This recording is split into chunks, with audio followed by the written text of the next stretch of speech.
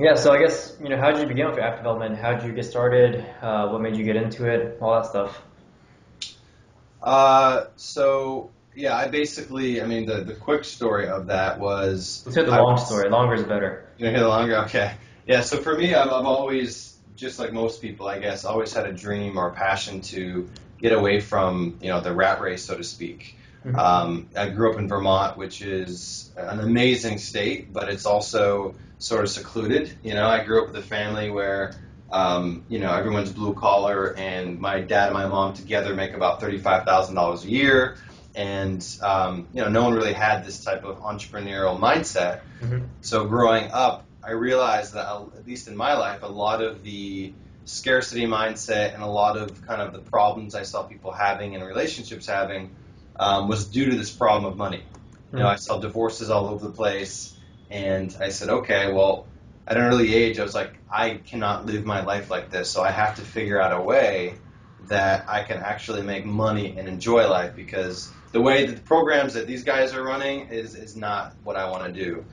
And so I went to college thinking that if I, jump into business management, that would give me the tools that I could use to do that.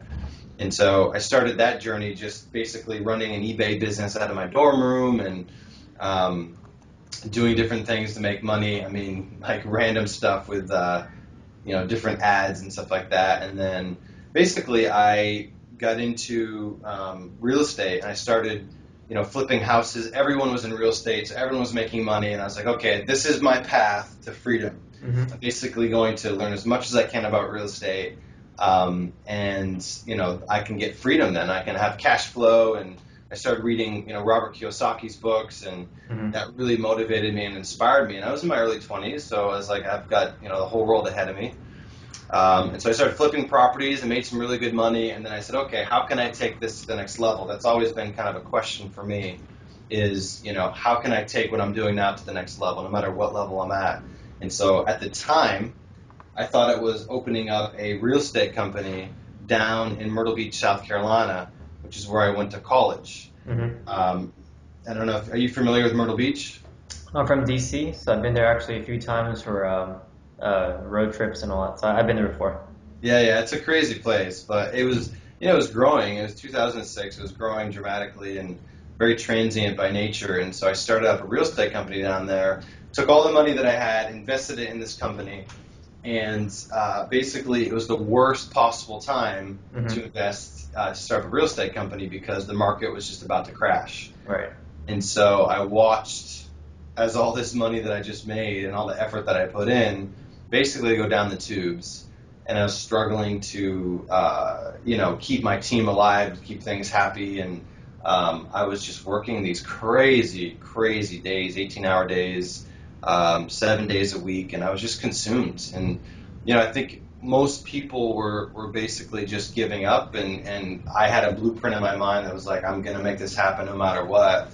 The problem was that I was sacrificing everything in my life. So relationships, my health, time to myself. I wasn't really working out or doing anything Mhm. because I was just completely consumed by work. And I'll never forget it. I had this moment where I was like, okay, I have to do something. I have to actually like take some time and relax a little bit and take a breath. And so the Boston Celtics, my basketball team, were playing in Charlotte, North Carolina, and so I invited a friend with me to go and watch the game. And I'm at the game and looking all around. I met Michael Jordan, who Wow. was my biggest idol growing up. Mhm. And I was looking around. I was like, "Gosh, this is amazing. This is what people actually like do stuff at night. They relax. They get entertained." And I was like, "Okay, I have to make a major shift because what I'm doing is not working." Mhm. And I started driving home on the interstate that night. It was like 10:30 at night, and I was just in my head thinking, okay, I have to make a major shift. What can I do? And it's amazing once you kind of are dedicated to that. The universe has an interesting way to show up, and it did. I mean, that a deer ran out in front of me in the interstate. I hit the deer, ended up swerving back and forth and smashed into a median. My truck flipped over 4 times, Mhm. and everything changed for me in that moment. Everything. Mhm. I basically woke up in the hospital and they said that I'd, never use my arm again. They were either going to like amputate it or I was going to have, hardly any feeling and basically, just be deformed. I had all this uncertainty about my life. It was like, everything got put in perspective because business wasn't now that important because now my health was important. Right. Relationships were important because I wasn't connecting with people. And also the kind of business that I was doing, I was realizing, man, this business that I started was basically around me. So if I was out of the picture, then this thing was going to go down the tubes because everyone was listing their properties with me. And I was like, geez, I totally messed up and I don't even know what I'm going to do. I just spent all my money making this business survive. Mm-hmm. They're saying I'm going to have hundreds of thousands of dollars in medical bills. And it was a lot to take in. It was a big gulp. And I didn't know what I was going to do. And basically, that day, I had got an iPhone. So this was 2009 in January. And I had just gotten an iPhone. And so I'm laying in my hospital bed, looking to the left of me. And I have my clothes that were all cut up in a million pieces. And then I have this iPhone that had hardly any battery power left and no contacts at all because I hadn't put any contacts. And I had an old Trio 650, old school smartphone, one of the beginners. And so I ended up basically getting in contact with a friend of mine who came and he said, hey, I know you're in a bad place, and I know that things are really messed up for you right now. You have a business that's going down the tubes. Mm-hmm. You don't have any money. He's like, there's a gold rush right now for apps. And I was like, what the heck is an app? What's an app? And he goes, well, this iPhone here, you can actually develop apps and you can make money from it. And again, this shows you how, of a noob I was because I was like, I don't even know what you're talking about. I'm not a developer. I'm not a coder. Mm-hmm. Why are you even wasting my time with this stuff? Like, look at me. And he said, well, you can figure out a way, basically come up with an idea and have someone develop it for you. He's like, just think about it. And he pushed over this article. Mm-hmm. And the article is pretty interesting. It was these two guys who had no tech experience at all.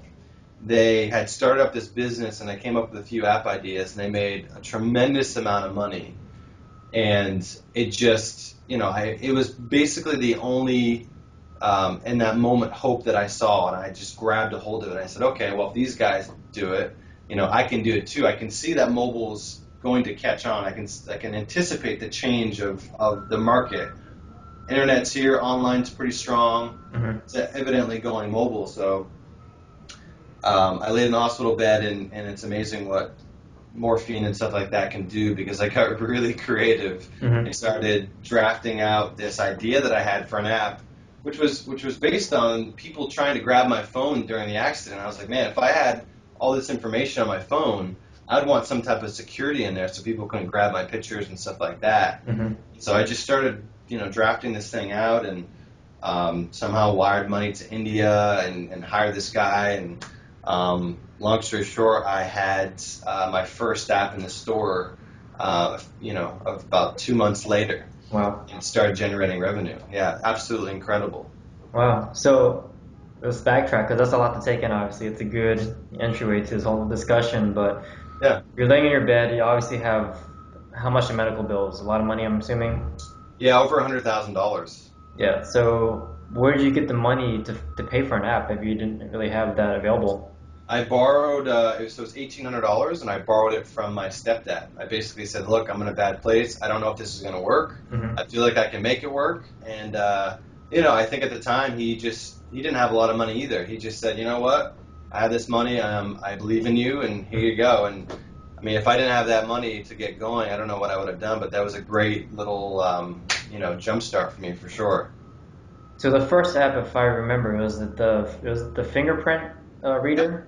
Yeah. Yeah, it was a fingerprint security app, basically, and my goal with it was to, I was confined to a bed, for months, and so all I was doing was looking at the phone, and I was like, okay, well, this is demographic, I can understand the demographic, what they would want, so I made it, really matrixy, very cool, good sounds, and really good graphics. But it didn't work right. It was just like was it an actual, I mean, it can't read fingerprints, obviously, right? No, I didn't read fingerprints. Basically what it was it did keep people out, so it worked as far as security-wise. because a lot of people at the time didn't know really what an iPhone was, and so you would leave the screen open. Mm-hmm. You would say, and someone, if they grabbed your phone, they'd be like, "What the heck?" And they'd put their fingerprint, and it would scan it, and it was